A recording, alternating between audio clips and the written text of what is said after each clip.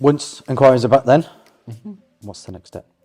Once inquiries are back, well, like we said, it's a case of getting these draft contracts ready. So you're at the point where we've got a transaction that everyone is totally happy with.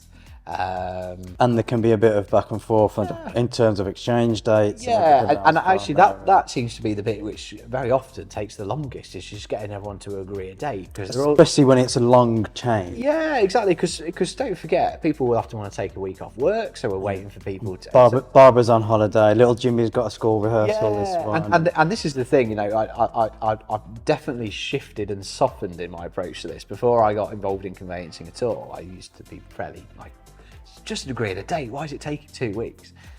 But then, like you said, you could have a long chain with 10 plus houses in there. Well, everyone's got to check they can get that day off work, what they're doing with the kids, who's doing that, trying to tie it in around a school holiday, because people will often want to take a few days off. Can they all get removal vans? Yeah. So you might find it's really frustrating, but it's a bit of an organising piece sometimes. But yeah, that is something which we laugh about, but the logistics of it can be slightly more complicated than we like to think.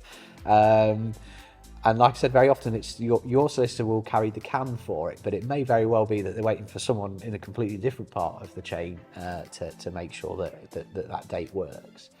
But like I said, I think once that date is kind of that last hurdle, and you will find a good solicitor might actually start to think about dates when they're starting to get towards the end of the exchanging inquiries. But you know, they've got a good barometer.